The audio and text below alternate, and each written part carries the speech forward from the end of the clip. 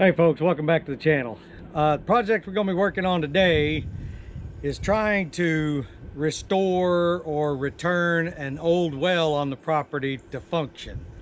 There was a well that was drilled and serviced the old house place, and after the house partially burned and was abandoned, we've had, I don't know, tweakers or somebody in here stealing copper pipe and wire out of the walls and all kinds of stuff. So in the process of that happening, they've stolen the pressure tank, the control box, and everything that went with the submersible pump in this well.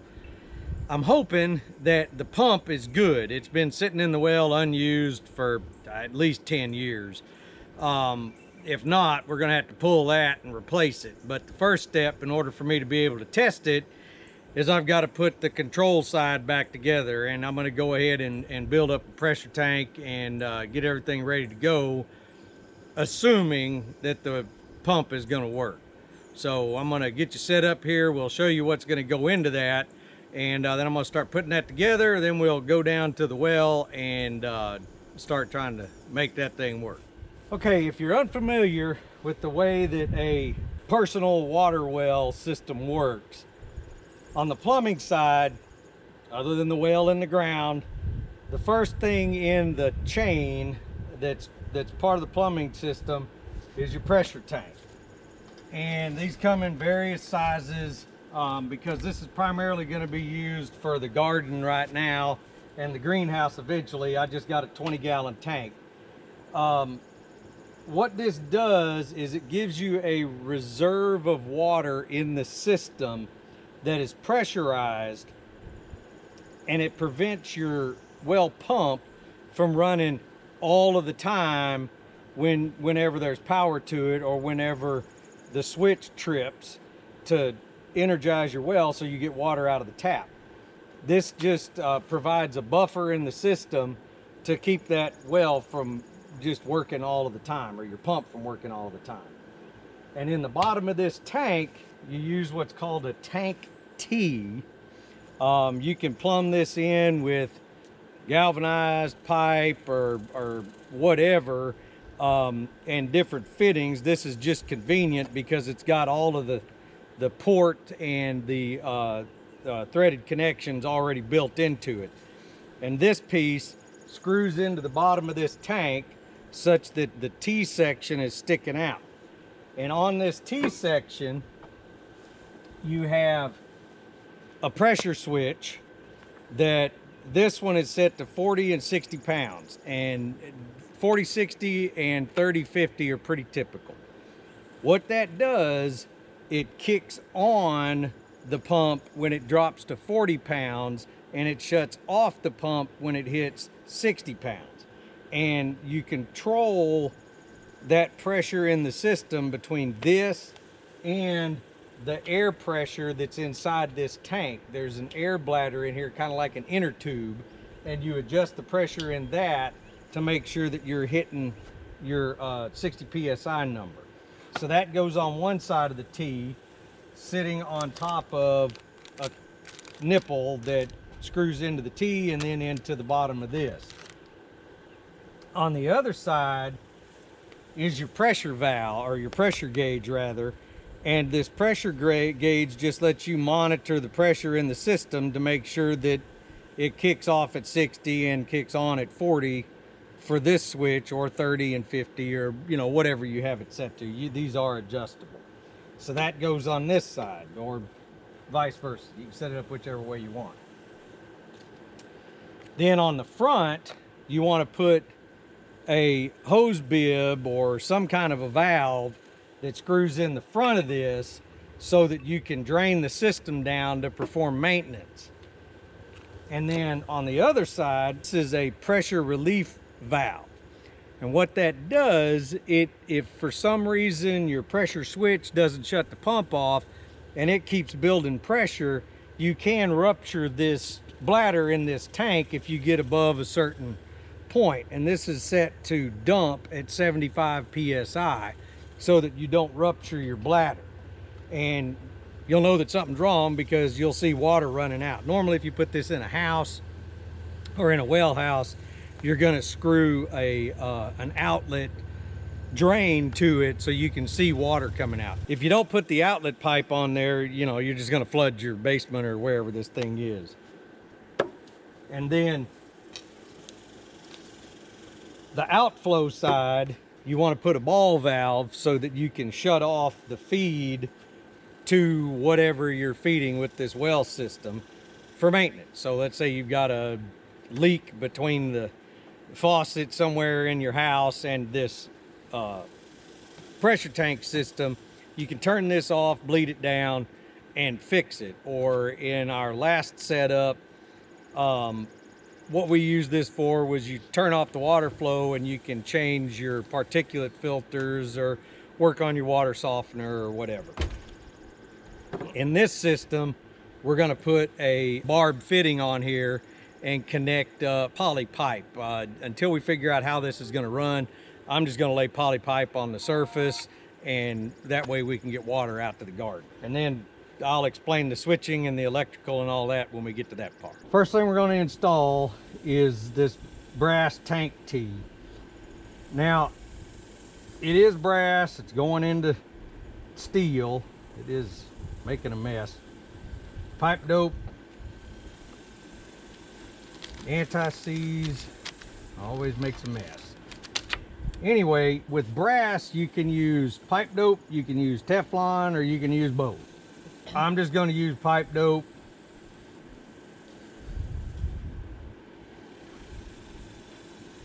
And just screw this into the bottom of the tank. This is Rector Seal 5, which is supposed to be good for, well, good for a lot of stuff, but even though pipe dope's messy, I'd rather fight with it than Teflon tape most of the time.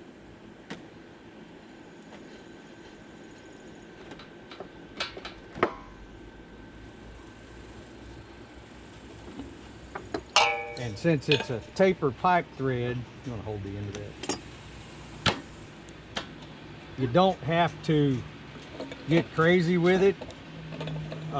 That's why I'm using this little short pipe wrench.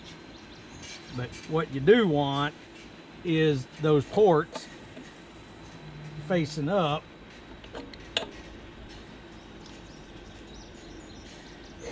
I'm going to have to get a longer pipe wrench. Didn't have quite enough leverage. Anyway, since the way pipe threads work, unless they're straight, there's a taper to them. They're smaller at the bottom, or at the beginning of the thread, and larger at the end, and it just helps you get a good seal. But if you over tighten stuff, especially if it's plastic, you can strip them out and make a big mess.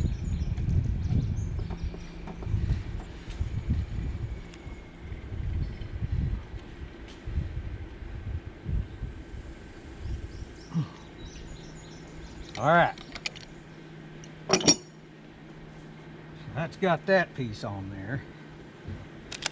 Now, I'm afraid that my pipe nipple may be too short.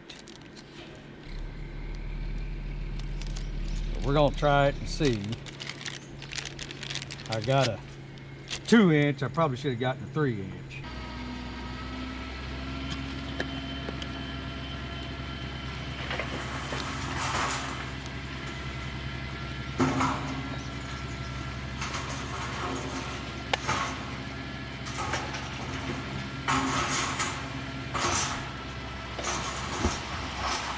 I think that's gonna work. What I was concerned about is that it wasn't gonna clear this pressure gauge. It's gonna be close.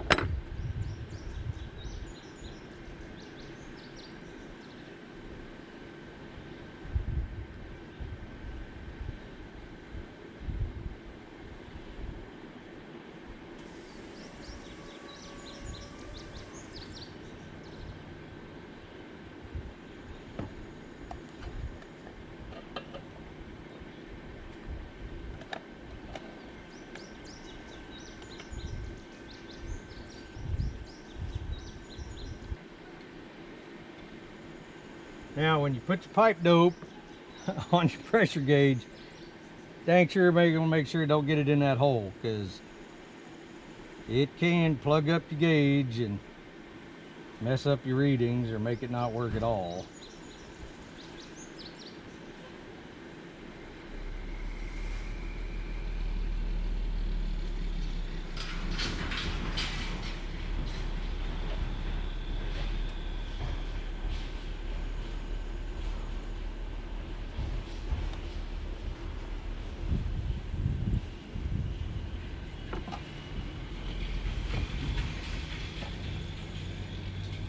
And since this is brass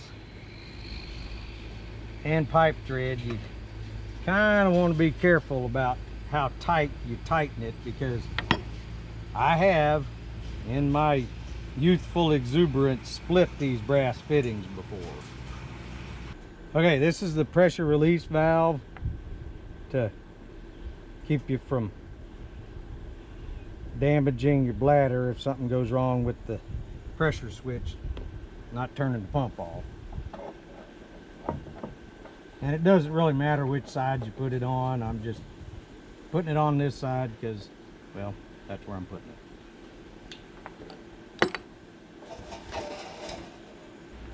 I need to get my supervisory chair out.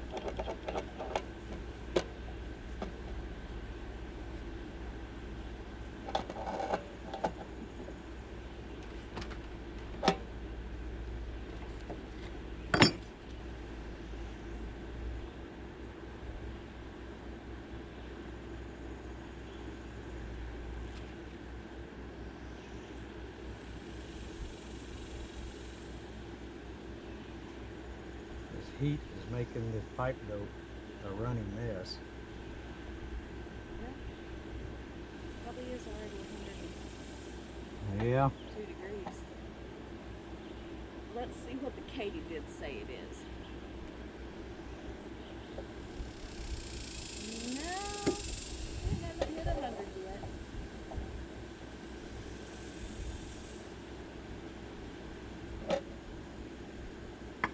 One thing I forgot to mention when I was talking about the components of this is the backflow preventer. And what this does is it keeps the system, if you've got a bad foot valve on the bottom of your pump on the inlet side, it keeps the whole system from draining back down in the well. So every time you start it, everything from the pump up is empty and you're refilling it every time. It just, again, it makes it less hard on your pump system if you've got a bad foot valve. And the way this thing works, it's directional. Normally there's an arrow on it that shows you which direction it flows, and inside of it there's just a little valve on a spring that opens and closes. And when the water is flowing in, it's pushed up and open, and then when the pump shuts off, it closes and it keeps it from going back down. So we're going to come in from the pump on this side and out to the spigot on that side. So we're going to put the backflow preventer on this side of the T. If I can get this plastic plug off of here.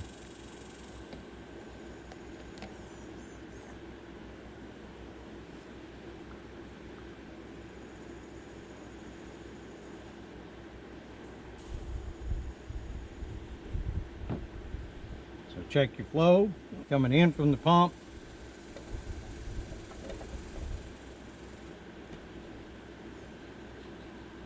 And you can push it and check there to make sure.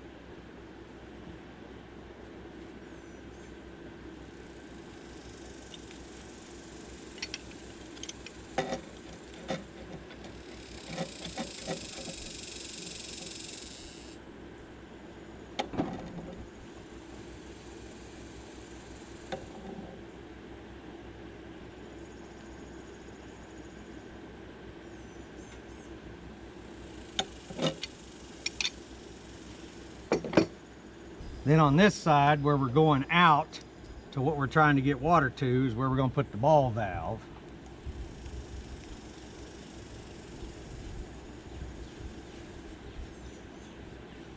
Of course, sad commentary on the current state of affairs. I got all this stuff out at Home Depot. This is a $26 valve, which should be about a $12 valve. But they had to put an anti-theft RFID thing on it because apparently people steal $26 valves. Freaking ridiculous.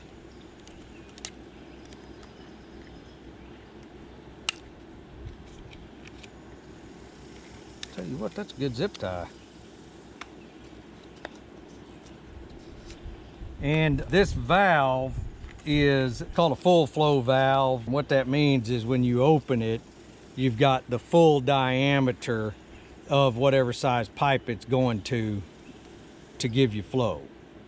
Now, I'm going to cut this down to 3/4 inch when we go out to the garden, so that's not critical. But since we're going to use this for the greenhouse, the garden, and whatever else, at some point all of the outflow piping is probably going to be 1 inch.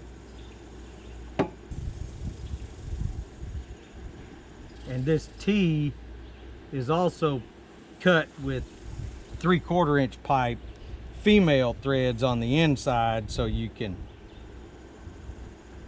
use an externally threaded male valve to go on it.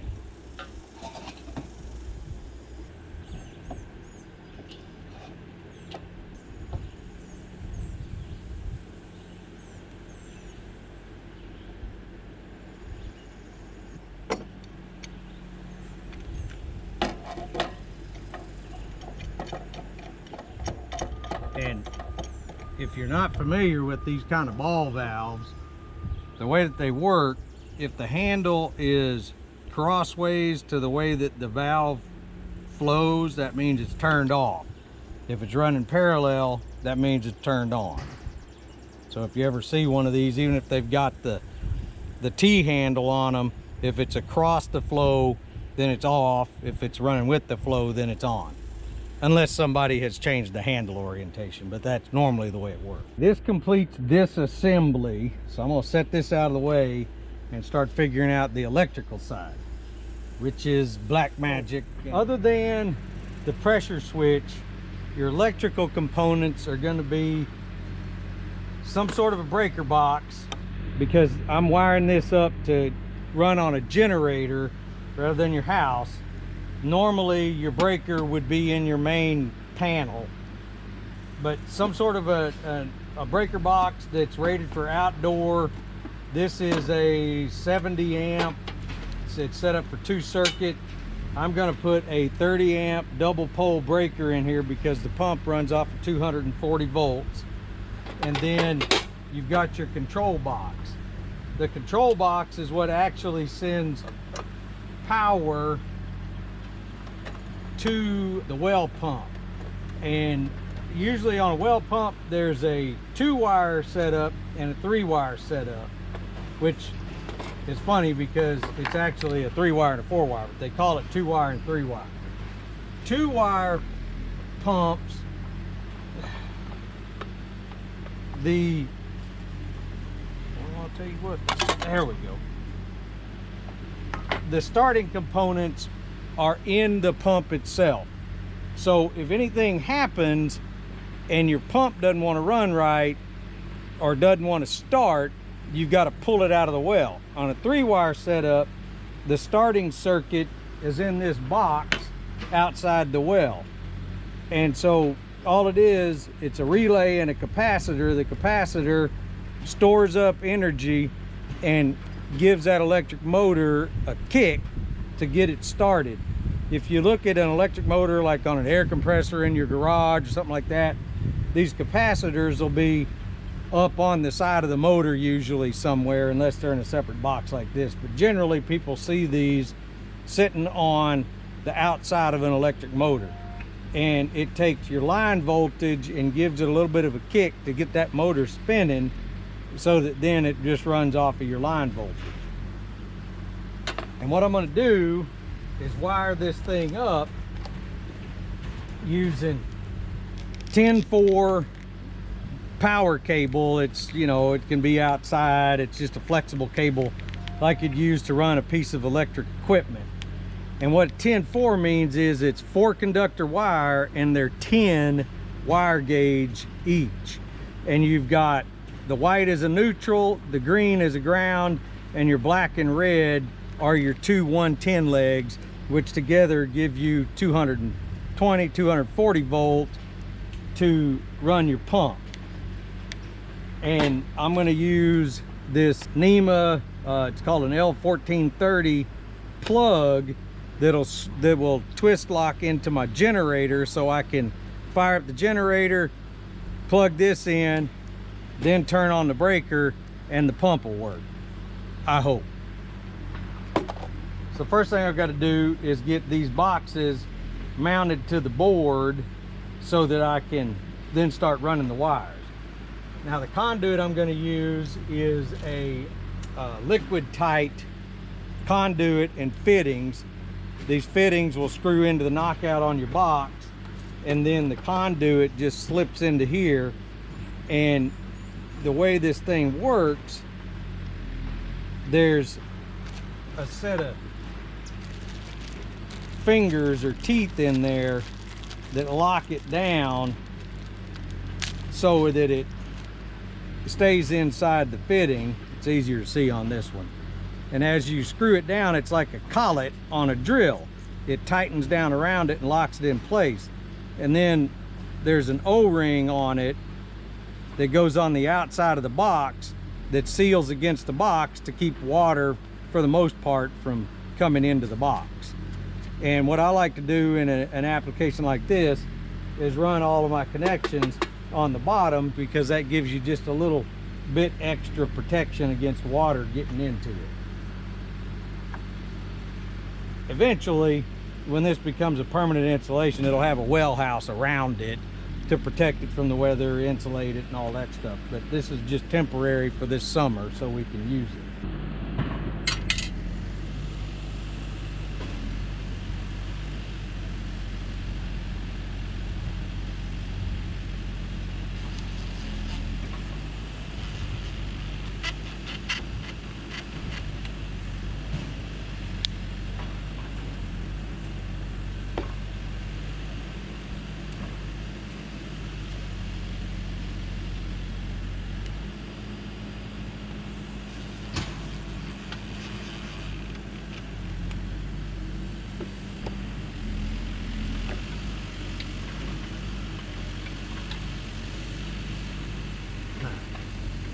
Your choice is too big or too small.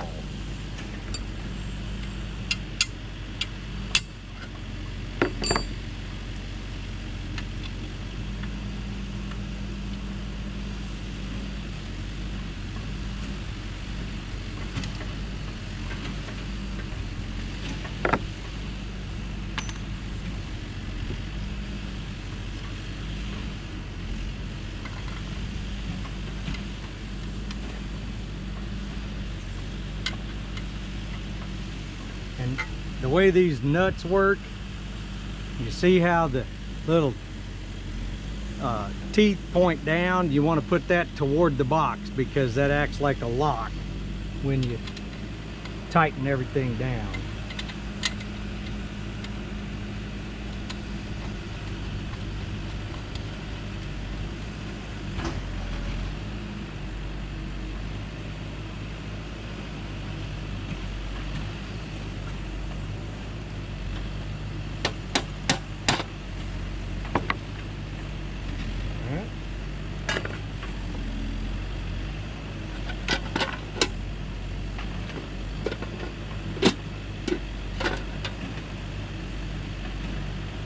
Probably knock that center one out of this one.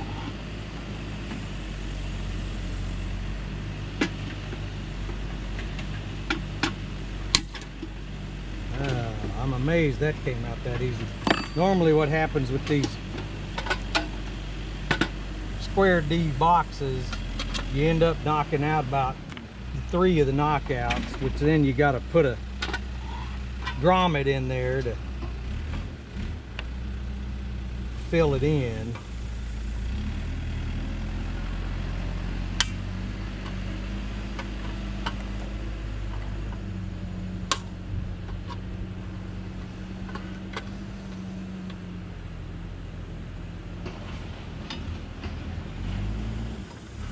must have gotten their dies replaced because it actually cut these.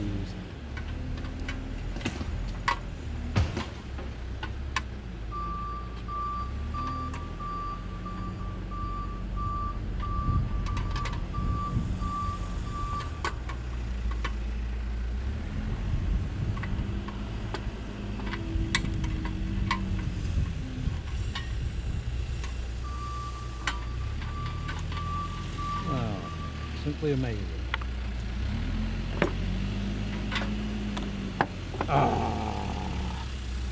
Okay, I'm back on this after I got pulled off to do something else. Now I got to try to remember what I was doing.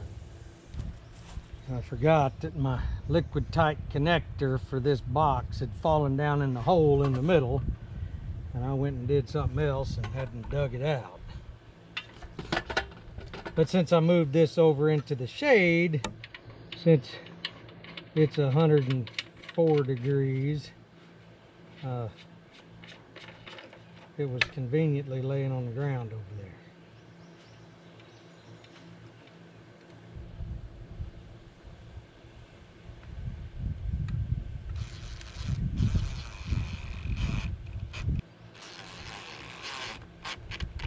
I'm not sure why that one had a rubber grommet in it and the other two didn't, but oh well.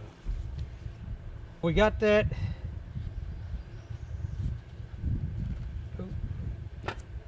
mounted to the board. Next thing we need to do is cut that piece of conduit to fit.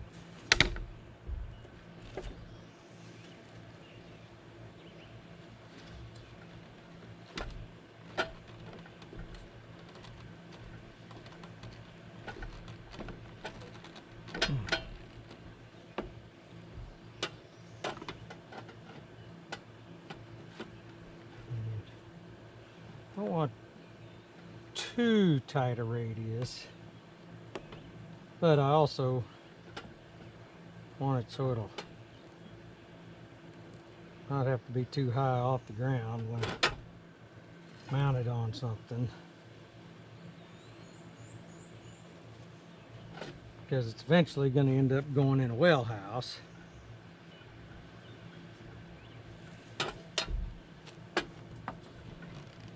Seated all the way. Yes.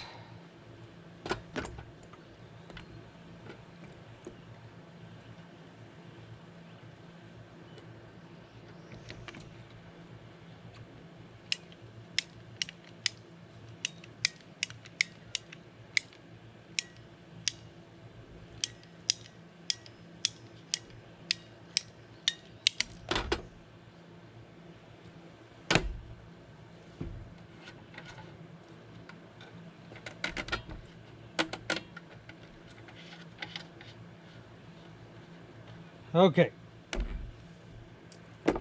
and I'm gonna cheat here when it's time to run the wires and take that back off because it's easier to run the wires without that bend in there. My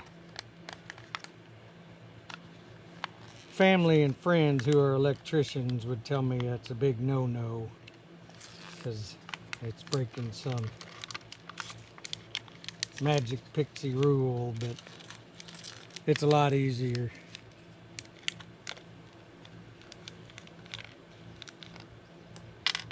And this is a ground bar that is never in these boxes.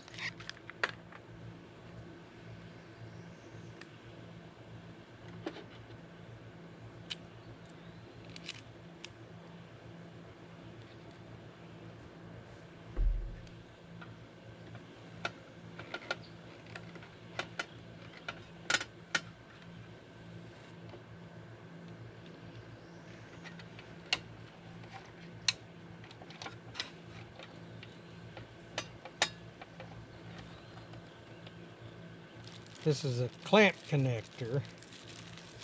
Goes in the bottom of the box. You see them a lot of times in your house, the smaller size with Romex in them. But you run this cable up in there and it keeps you from jerking it out. I mean, you can still jerk it out, but you gotta be trying pretty hard.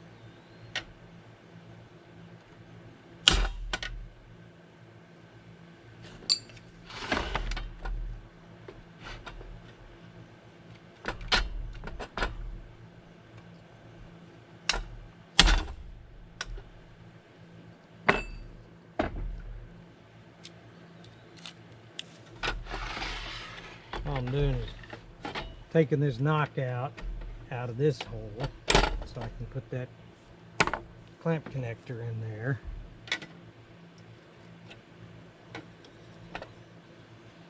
This is working a lot better than that last square D box I got. I had to beat the knockouts out of it.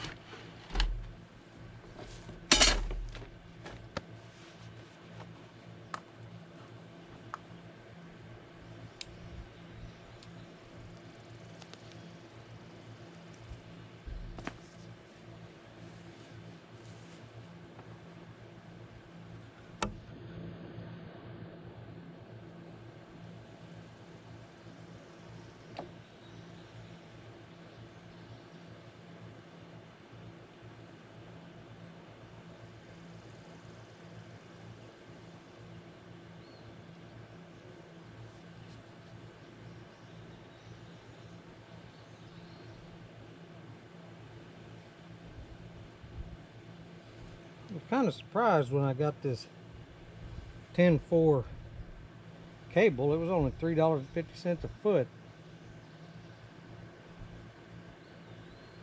When I ran the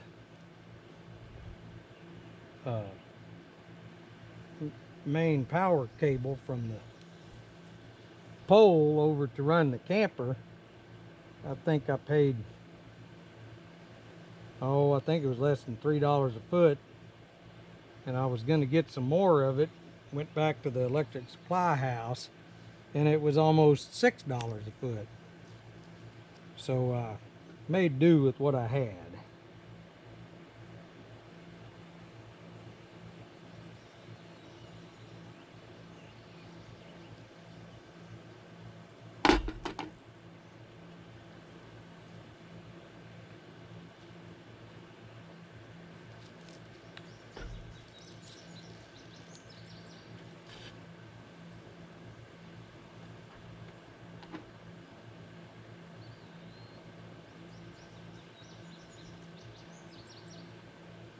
It's a really good cable.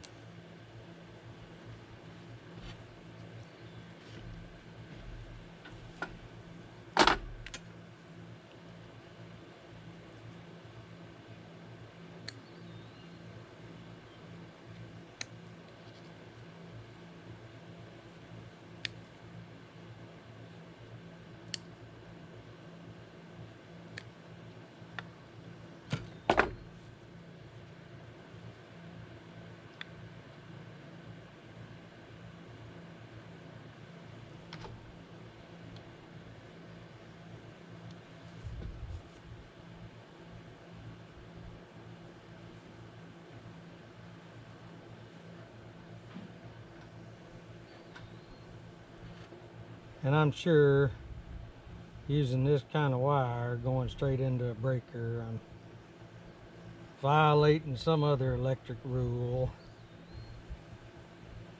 But I won't tell if you don't.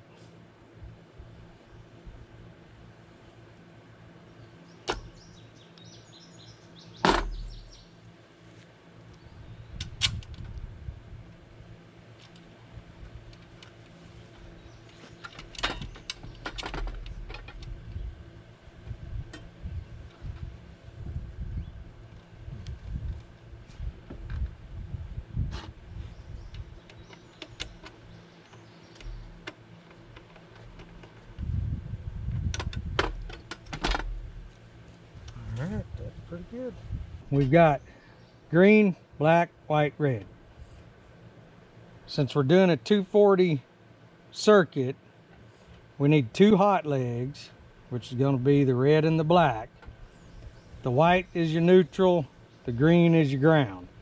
We're going to connect it into this the green, we're going to connect into this ground bar over here.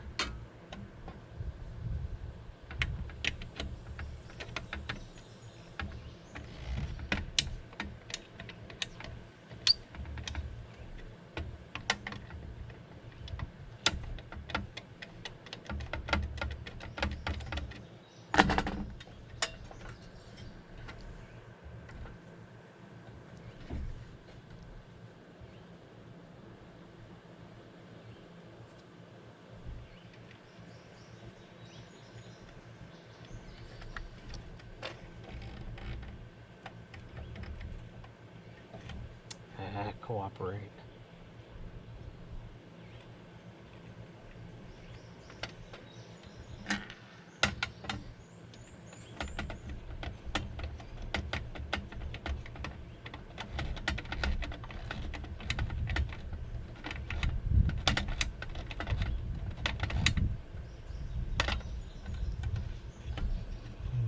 Okay.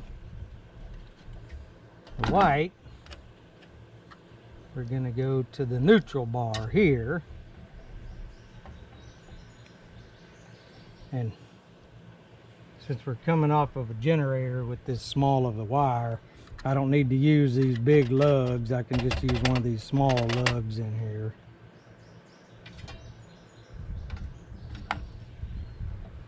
The big lug would be a little overkill.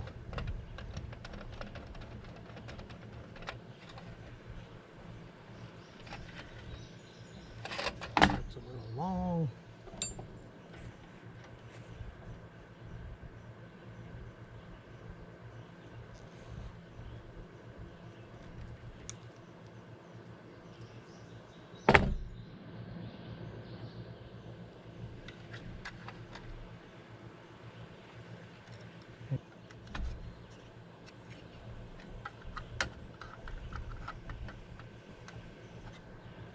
Okay, these two.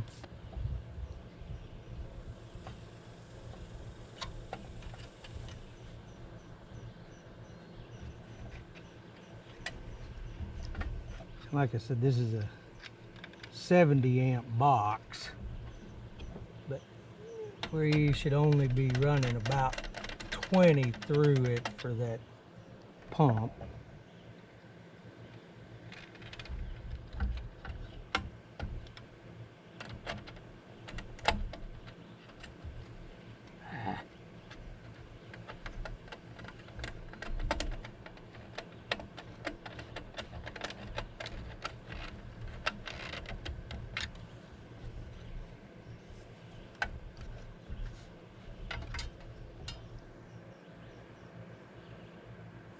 And since this is a single phase motor, the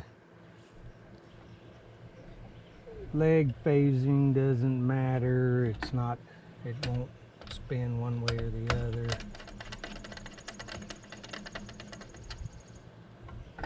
Not like a DC motor where if you reverse the polarity, it'll run backwards. Or a 3-phase motor.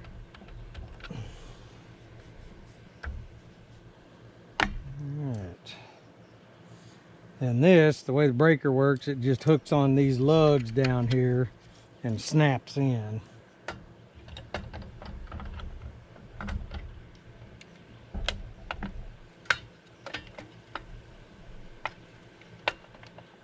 It just hooks on these lugs and snaps in.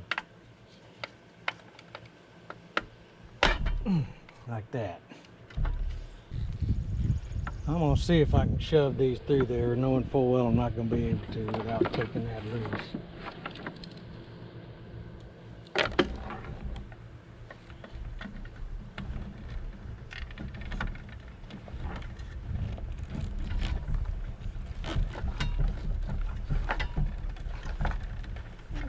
Like I said,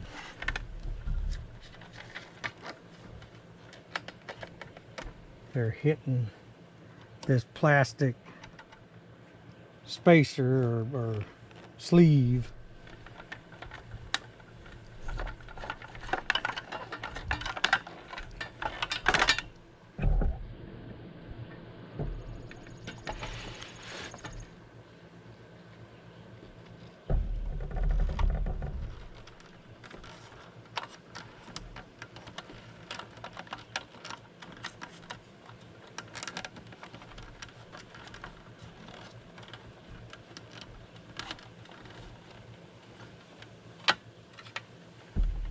there is no neutral in this connection. It's just leg 1 and leg 2. The red, yellow, and black is for the pump, so I don't need the neutral wire. Interesting.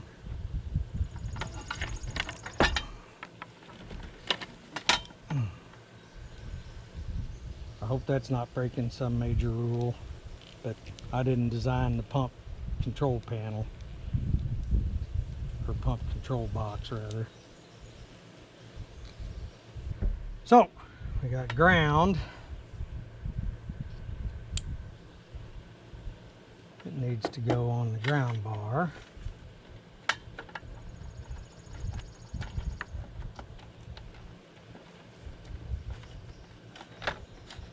Oh, this is a pain.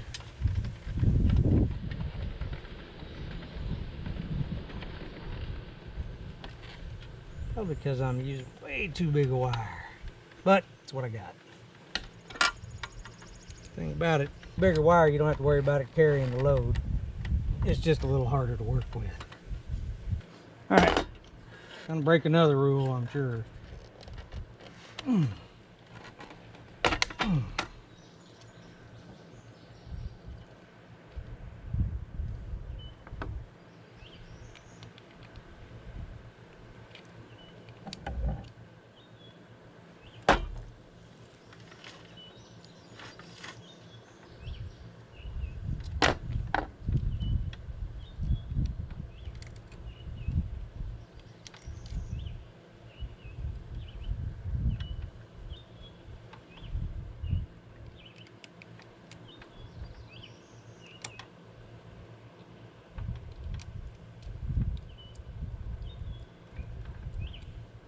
I'm pretty sure splitting this wire like this is a no-no, and I'm sure I'll hear about it.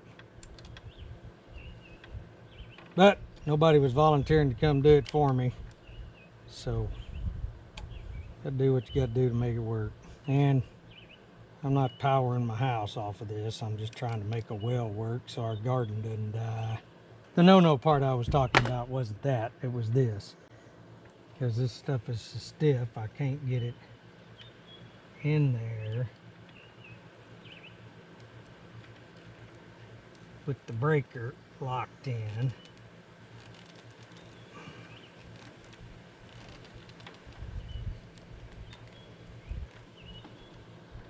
Sometimes you just got to use rules or perceived rules as guideposts or lane markers, not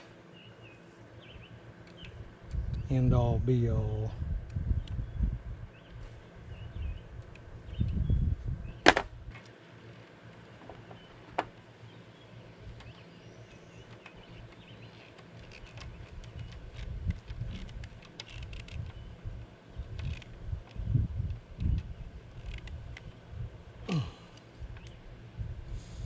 And I'm sure there's probably some genius way to do this or tool that would make it easier or fitting, and I just don't know about it.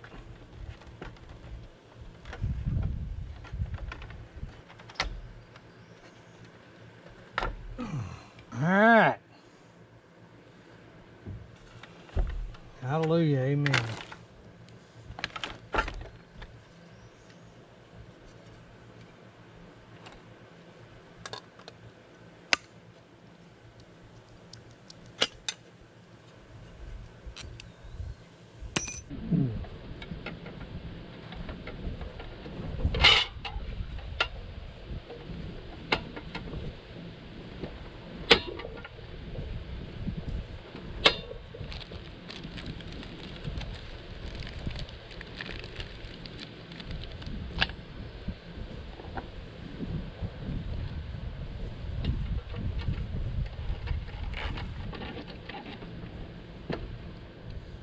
Okay.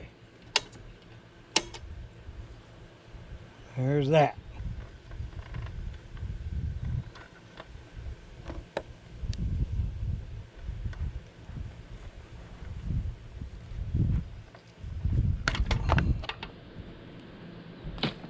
Well, we across the Rubicon now. That actually worked easier than the other end. Of course, I'm pretty sure this is a ground wire to nowhere, because I didn't see a ground wire anywhere around that wellhead.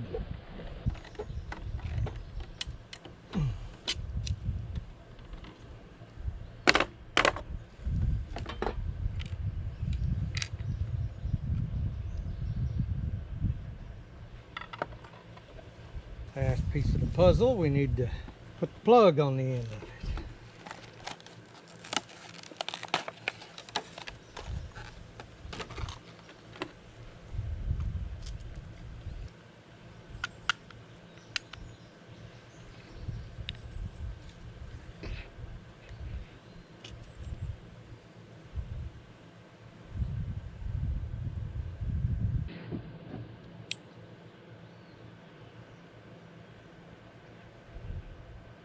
So when you look at this plug,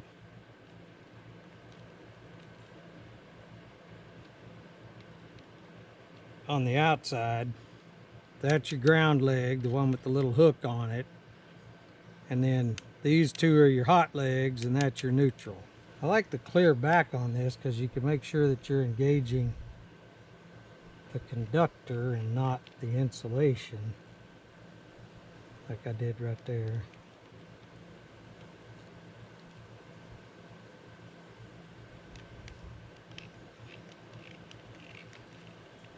So you don't have a bad connection that'll overheat.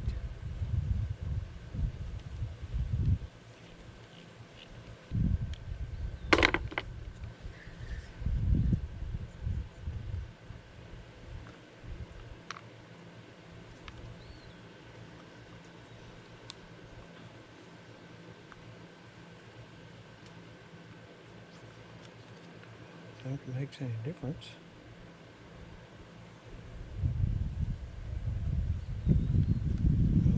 It is timed. There's a notch right there, and there's a little key.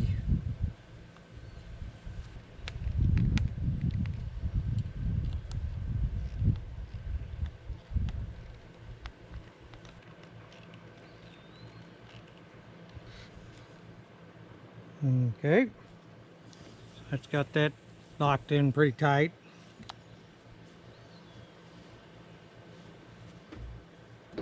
Now I need to go get the voltmeter and the generator, connect this mess up, and see if it's going to work.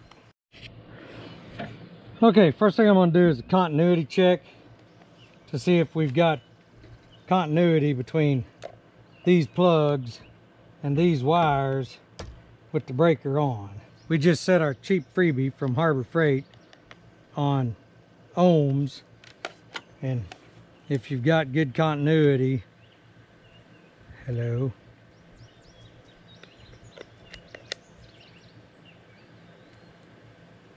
oh, well, first thing that needs to happen is you need continuity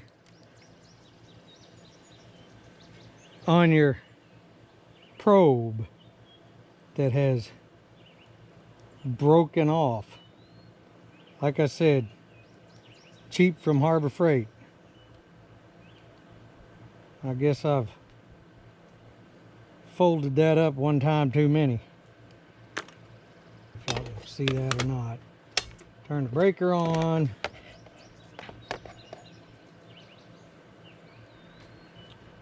And this was our ground leg.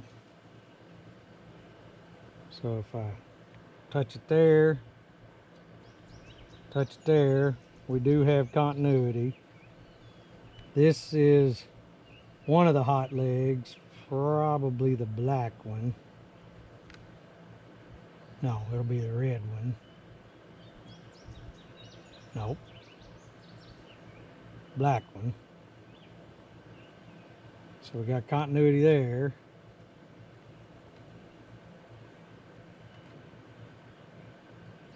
We got continuity there.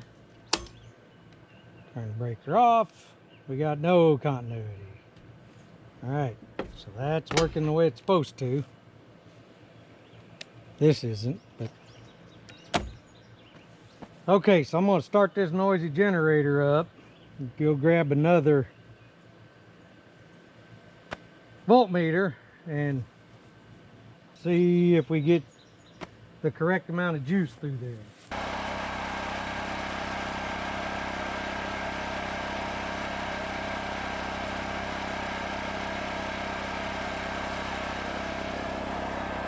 Okay, we're plugged into the generator. I'm gonna turn this breaker on and then check the power here.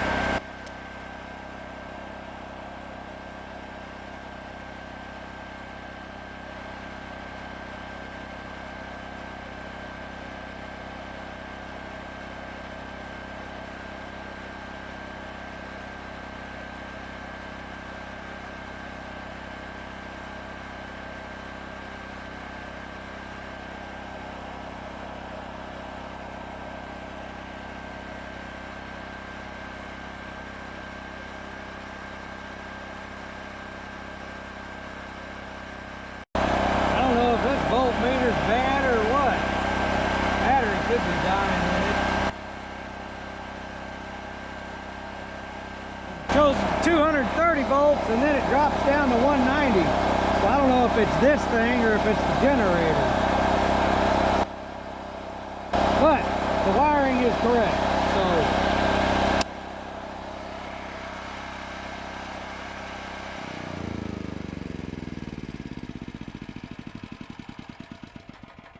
wiring is correct. We may need to run it on a different generator. I don't know. Considering that I drug that generator out of a junk pile and fixed it, it's pulled a lot more than it's supposed to, which could be part of the problem. Okay, I guess it's time to load this mess up and go see if we can make a well work. Since it's after 8 o'clock at night, I'm gonna temporarily wire this temporary setup up just to see if this pump works before I go to the trouble of plumbing the pressure tank and all that stuff in. I just want to make sure that water's going to come out of here, because otherwise we're going to have to get a pump, pull all the pipe out of the well, replace the pump, etc., etc. So there's no point in trying to hook all this plumbing up right now if this stuff isn't going to work. I guess I cut my thumb.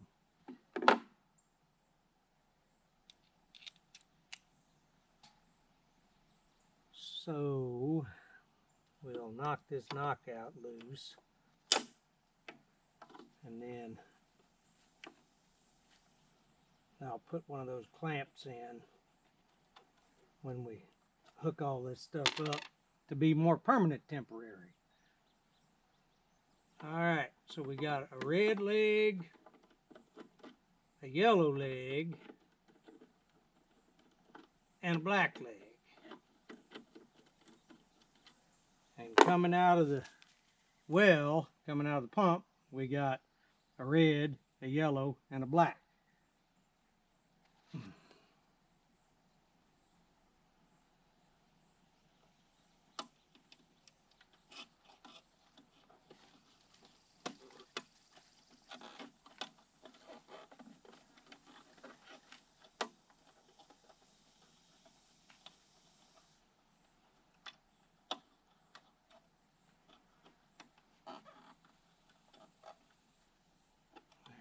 Red,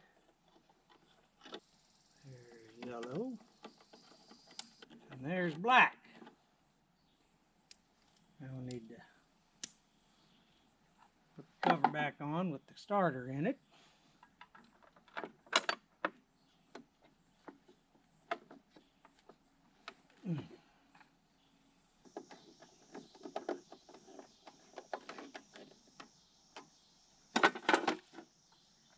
That is off.